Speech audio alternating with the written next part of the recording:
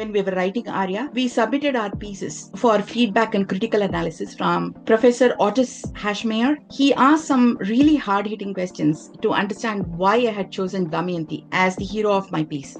What was so attractive about her? Should I not see her as a weak woman who is so besotted with her husband that she normalizes his abuse and neglect? Nala thinks so little of her that he's completely shutting her out during his gambling addiction, and then abandons her cruelly to her fate when she's alone in a desolate forest. And yet, Damayanti never faults him. Her love for him is never diminished. Is that normal? As educated, modern, analytical readers, how must we analyze and evaluate Damayanti? Is she some doormat who could not value herself? Is it that her validation came from a society that valued women, that seemed self-sacrificing and self-effacing? Was she really self-effacing? Or do we need a different metric to evaluate Damayanti, a new lens to view her, to truly understand her? So what is Sitaism? It's ancient India's answer to Western feminism. How does Indic feminism differ from its Western counterpart? Indic feminist icons like Sita and Damayanti are not at war. They're not even competing with their men. They consider men as entities that complete them and strengthen them when they take on challenges that are external to both. In other words, they are not competing, in small things. In when we see all the divorces and fights and everything, they're competing with each other instead of, building something bigger than them, as entities. So women, they can take on challenges that are external to both of them, like child rearing or even ruling an empire, like Damayanti did.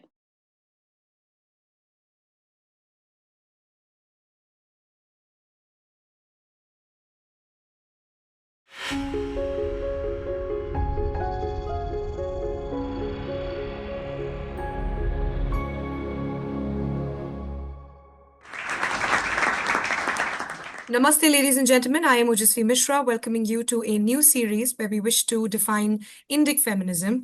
And we do so by exploring the feminine infinitude, citing Indian exemplars. This new initiative taken on IndicTalks Center for Indic Studies is called Sitaism. In this episode of the series, we have with us Manjula Tekal ji, who is an accomplished author and translator, passionate about exploring stories across time and context. She is known for her critically acclaimed novel Devayani, set in pre-Rigvedic times, and for translating notable Kannada and English works, including Dr. Babu's Krishnamurti's Ajaya and Adamya, Savarkar's Mopla and Gomantak, Dr. K.S. Narayan-Charya's The Last Moments of Krishnavatar, and Dr. Vikram Sampath's Savarkar. Currently, Manjula ji is working on several translations and a new novel. She is a graduate of IIM Bangalore and the University of Illinois. She has transitioned from a corporate career to writing and lives in Illinois at this moment. I welcome you, ma'am, and I give over the reins to you. Thank you. Good morning, everybody. Thank you very much for giving me a platform to express my thoughts about my protagonist, Damayanti.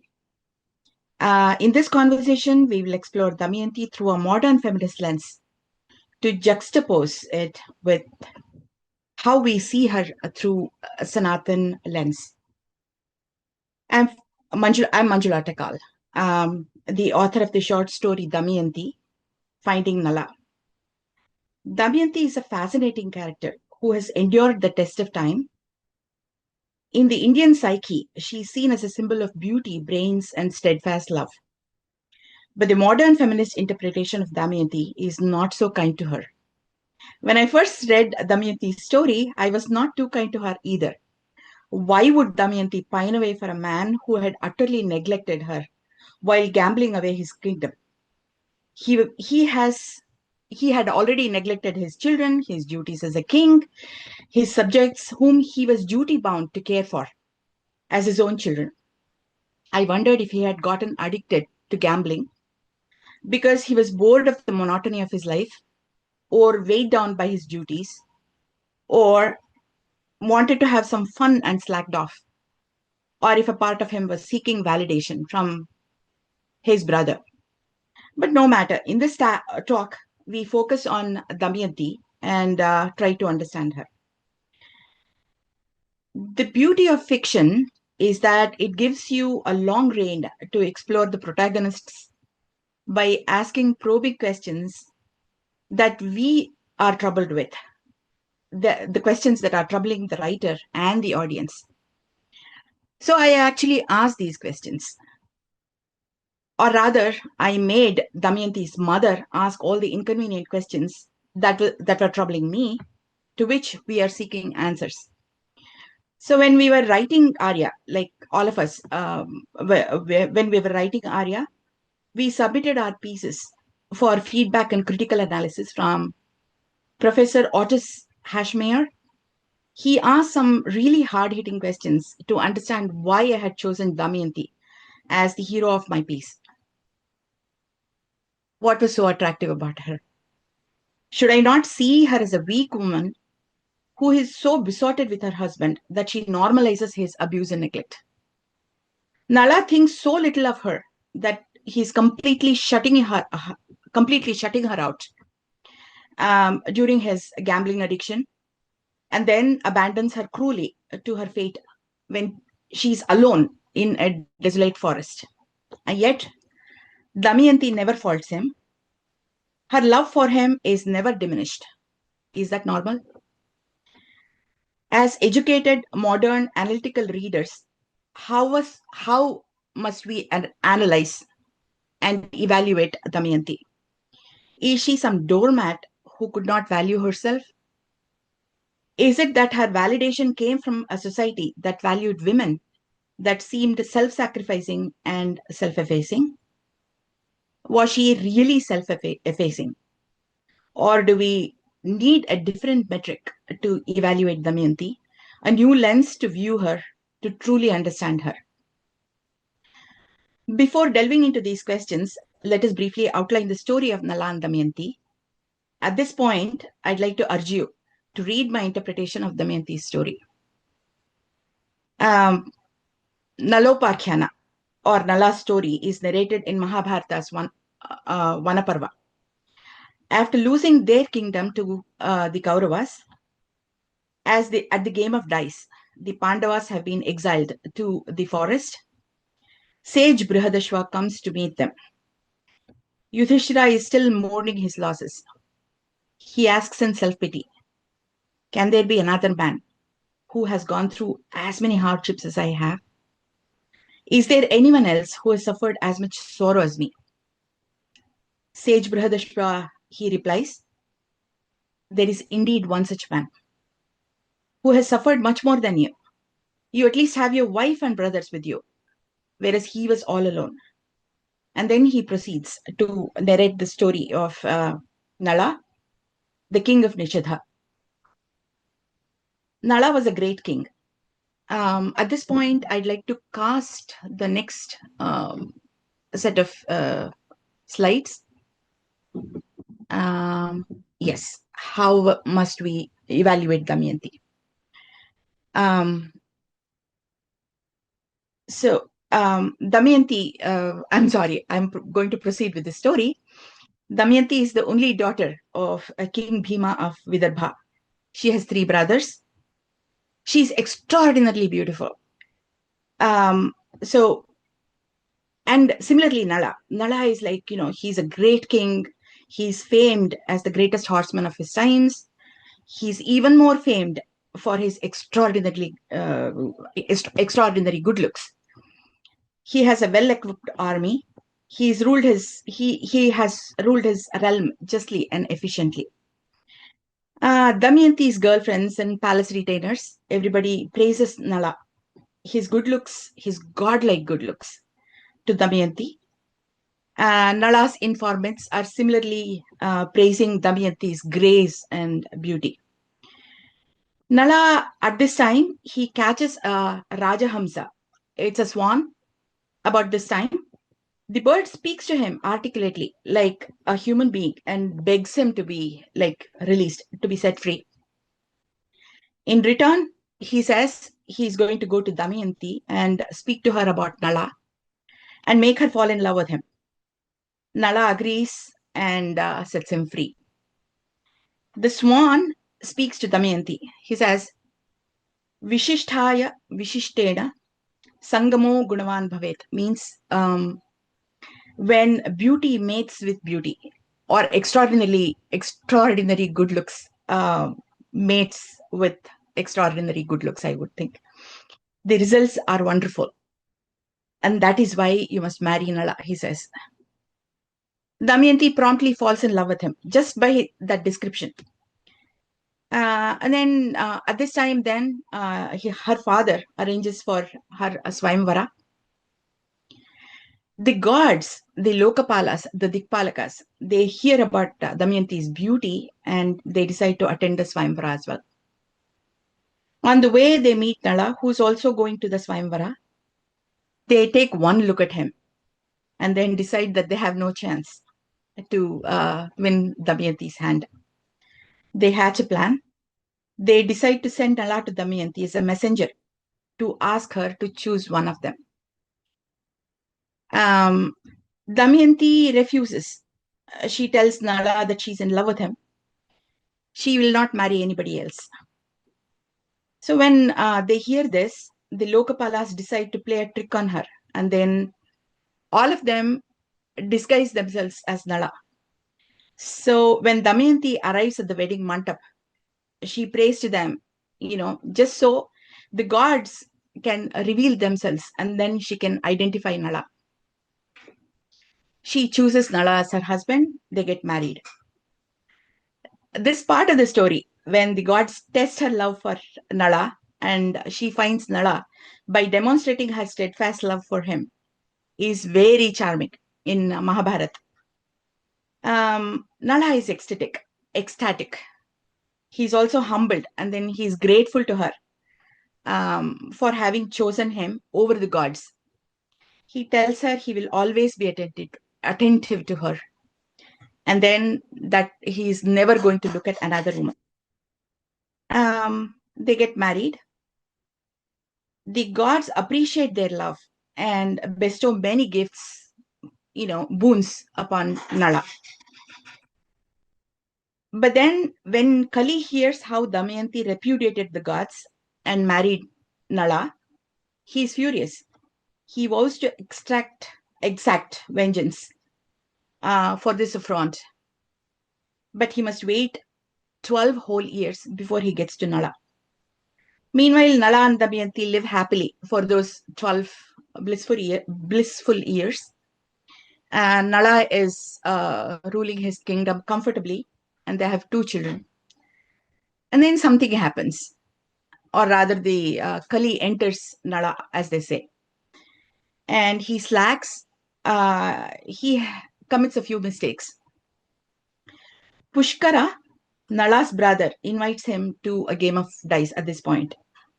Nala accepts. They start playing. The game turns obsessive. Very soon, it turns obsessive. Nala becomes so utterly involved in the game that he forgets his duties, his citizens, his family, his wife. Damayanti tries to intervene, but no way. But she tries to manage her situation. She salvaged what was most important to her at this point, and she sends off her children to her parents' place with Varshneya, Nala's trusted charioteer. And then finally, of course, there comes a point when Nala loses everything, his kingdom, his wealth, his armies, everything, in the game of dice. He only comes to his senses when Pushkara asks him to wager Damayanti for one more game. At this point, he stops. He hands over everything and then walks off. They leave the city, enter the forest. Nala tries to use, he has just one dhoti that he's wearing. He doesn't have anything else. And he uses that piece of clothing to snare birds to, for food. And he loses that also. So he's got nothing, literally nothing. Nala and Damayanti at this point have to, share her sari. But they bond over their misfortunes.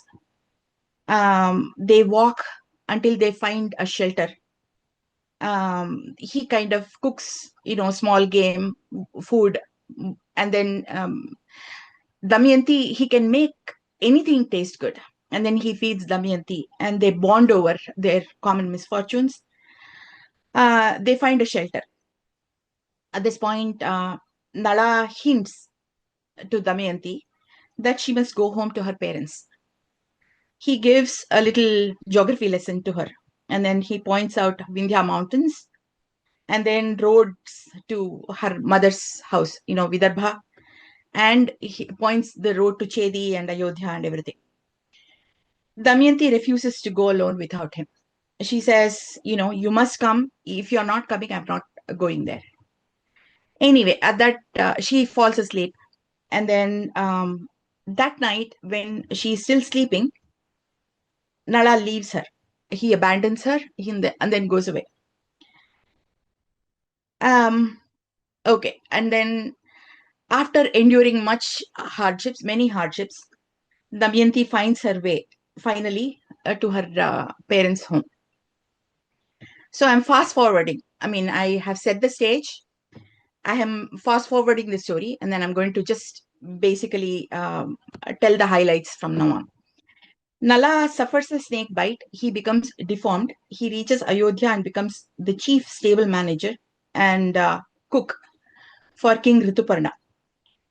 The rest of the story is about how Damayanti finds Nala, how they unite and combine their forces to reclaim everything that they have lost. It's a story of redemption. It's a story of true abiding love. At this juncture, let's go back to the questions and examine the following questions. Next one. Next slide. Next. Yeah. Was Damayanti weak and in constant need of approbation from Nala, her significant other? Was her locus of control external? In other words, did she always need approval from outside sources? Didn't she have enough self-evaluation and self-control so that she could take control of her own life? Why did she choose to stay with Nala after 3 years of neglect and abandonment? There's a little spelling error. Stay with Nala after 3 years of neglect and abandonment. Why did she try to find him again? Because, after they have parted ways, they've spent some time, and then she's actually fought her own battles all alone. Why would she try to find him again? Why did she accept Nala even after he was deformed? Was she weak and in constant need of approbation from Nala? Emphatically, no. Was her locus of control external? Again, emphatically, no. Damayanti displays none of the pathologies of victimhood. Her parents were protective and extremely supportive. She has a loving family. But the reader will notice that they don't intrude too much in her life. Her story is her own. She seeks advice and listens, but many of her decisions are contrary to the advice that she gets. Like choosing Nala over the gods, or like instituting a search for Nala when everybody tells her, why are you doing this? Furthermore, Damayanti has a very strong faith in her own keen intuition. She trusts her own intuition. Despite everything, she knows Nala loves her deeply and cannot live without her. And if Nala did not love her, why would she never have found him? I mean, actually, if he did not love her, there was no way she could have found him, because he was already deformed. His appearance was completely short. So there was no way anybody could have recognized him unless she intervened. So when we read about how she plans a campaign for finding Nala, we realize that Damayanti is actually brilliant, strategically brilliant. She co-opts her parents to work with her. She sends out spies with a little message, that only Nala can understand, to gather information about him. The reader is pleasantly surprised upon discovering Damayanti is very confident about her own feminine allure when she decides to invite King Rituparna for her second Swayamvara. Actually, that's how she makes sure Damayanti actually comes to Vidarbha. I'm sorry, Nala comes to Vidarbha. She sends out an invite to Rituparna saying that Damayanti is ready for a second marriage. Why don't you come for the second Swayamvara? And there's a very short time, there's just one day to get to the Swayamvara. She knows he'll come, even though there is not enough time to reach Vidarbha from Ayodhya, unless he co-opts the services of the disfigured, Bahuka is disfigured, who's actually Nala. Bahuka is none other than Nala. Damayanti is first attracted, way back when the first Swayamvara takes place. She's first attracted to Nala's physical beauty because she's heard so much about his good looks, and then she sees him, and then he's like super handsome, and the horse whisperer, and so on. But we see that her love transcends physicality twice in the story. First, when we see her rejecting the gods, who look like Nala, actually, they are gods after all, but she rejects them. And the second time, when she knows that Bahuka is actually Nala, even though, Bahuka is disfigured. At the end, it is Damayanti who again strategizes about how to reclaim Nala's lost kingdom. Sometime during that terrible exile, Nala has learnt Akshahridya, the art of playing dice. I mean, he understands numbers like he understands horses now.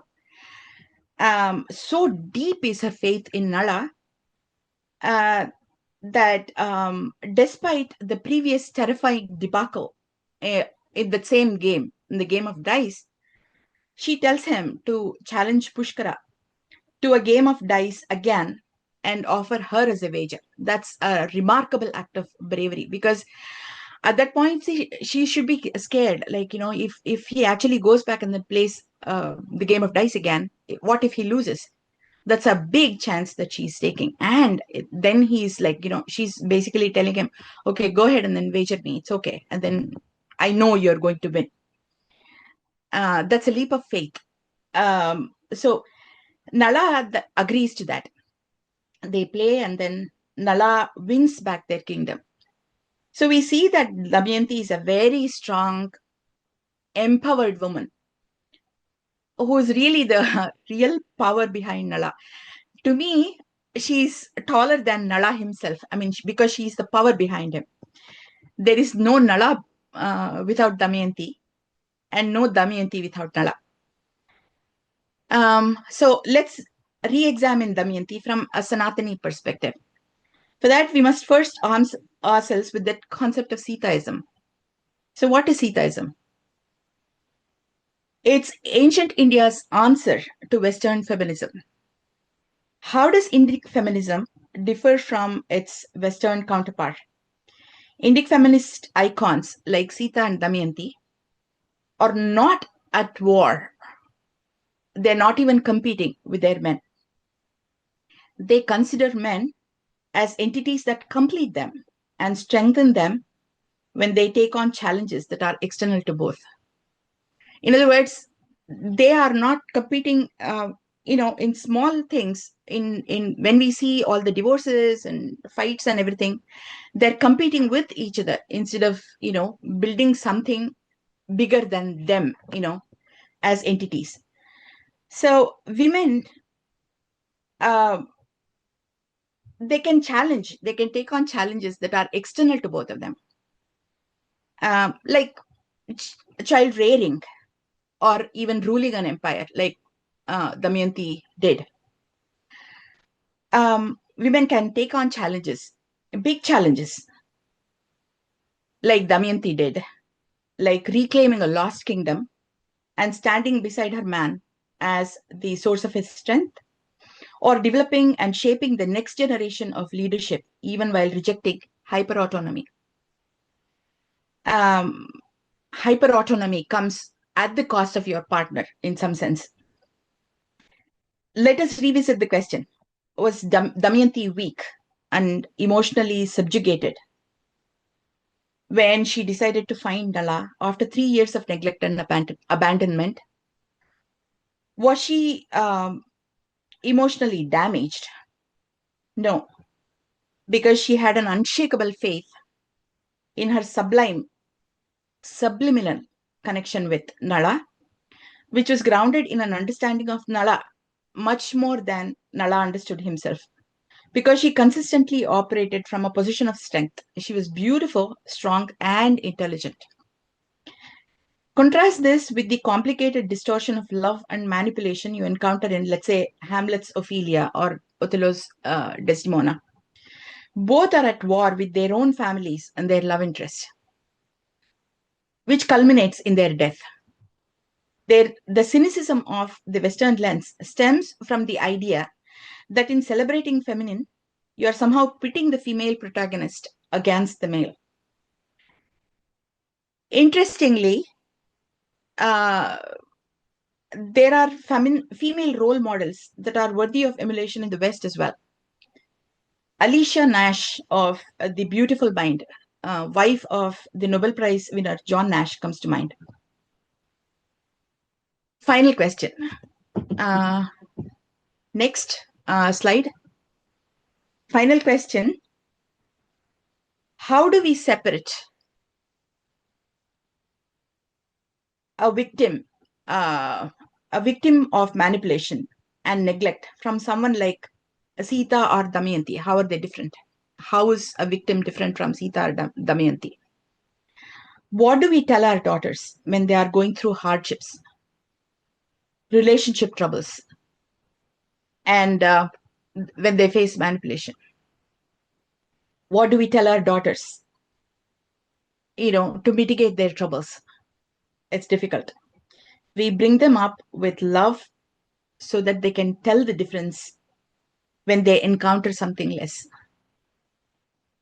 We offer unconditional support and protection like Damayanti's family did, in case they have to face vicissitudes of fate.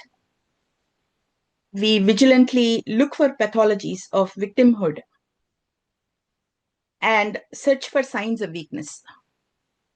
And when they are equipped with Shakti, the strength, that inner strength, which means that they can fight any battle, they'll stand tall and become Sitas and Damayantis. Thank you.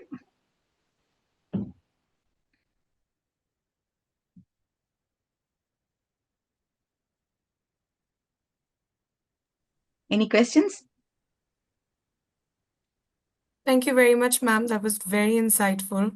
I think I have some very wonderful takeaways that I took from that, like how hyperautonomy often comes at the cost of your partner.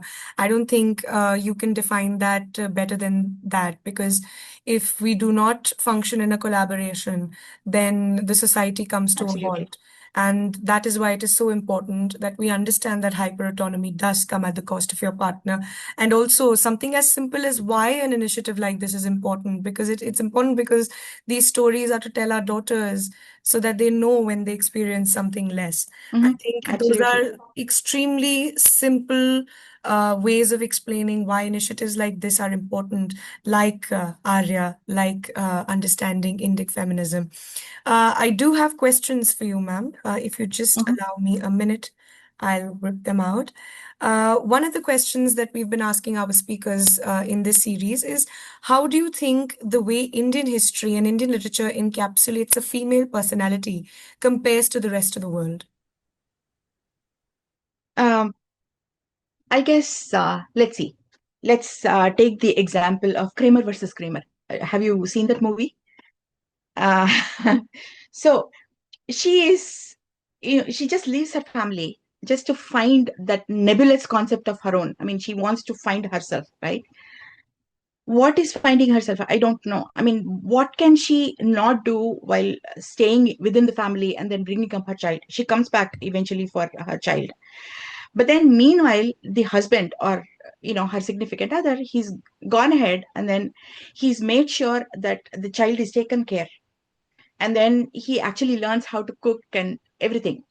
And then the point is he keeps the family unit intact, whereas she has gone away and then somehow found herself and then come back. I really don't understand what she has achieved. On the other hand, she could have stayed within the family and then maybe negotiated to, like, to do whatever she wanted to do, while at the same time, growing her family, taking care of her family, if you will. So the point, again, it comes back to the same thing. She's at war with her husband. She's at war with herself. She's not looking at something greater than herself, that is in front of her.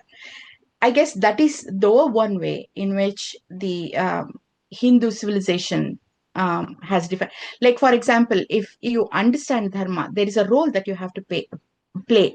You can actually you can achieve everything that you want to achieve. Like, for example, there is dharma, artha, kama, moksha, etc. So these are all absolutely, like, these are the things that a person must achieve while remaining within the framework. You don't have to be at war with everybody around you to find yourself. I guess that's my answer. Ma'am, what are the lessons that we can understand from Damayanti's life that we as women of today can apply in ours?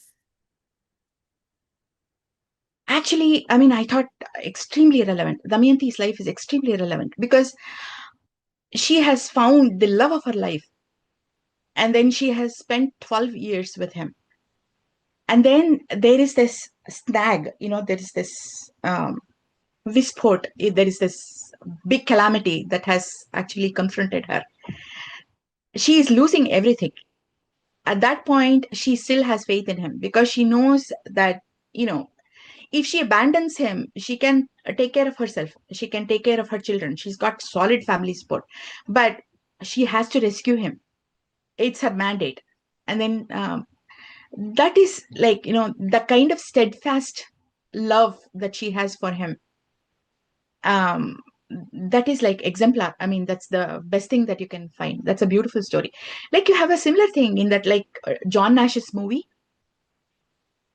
Same thing, something similar happens. I mean, of course, I think she divorces him later on or something like that. I don't remember the final details, but even though he is like suffering from schizophrenia, she actually stands by her man and then makes sure that he's okay to some level. Point is, you have to, you cannot be an island. You cannot find yourself in isolation. You have to be able to communicate your goals of life with your husband or with your significant other or with your family or with your brother, whatever. The cumulative, when you can take a village with you, you will be finding better success. And then that's something that, there is a thing, there is a, verse which says, for finding you, you must actually give up the entire world, you know, for, for the kula, you should, abandon the family. That's the, the opposite of what I'm saying at this point. But my what I'm saying is, before doing that, you should be able to develop that. Does that make sense? I mean, you have to be able to develop yourself, you have to develop your family, you have to develop, otherwise there is no real success, if you will. And that is actually, that's what is demonstrated by her story. Finally, ma'am, although you did touch upon it in your monologue, what do you think is your personal interpretation of Sitaism? And is there any story of Sita that has stayed with you over the years?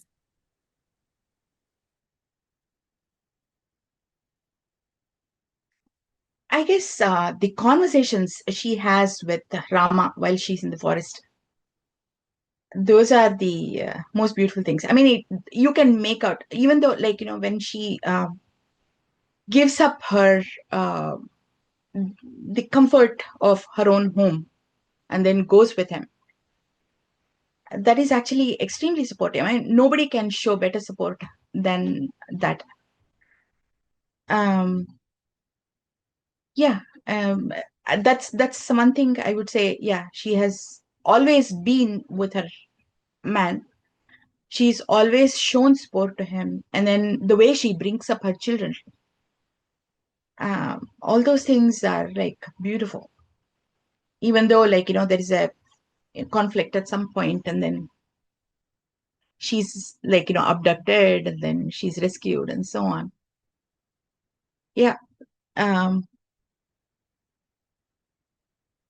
feel the entire focus at some point is more upon the next generation, in that how do you make sure your family is whole, and then how do you make sure that you are whole, just so your family and your values are like, uh, used to build a nation, build the world, if you will, in addition to building your own self.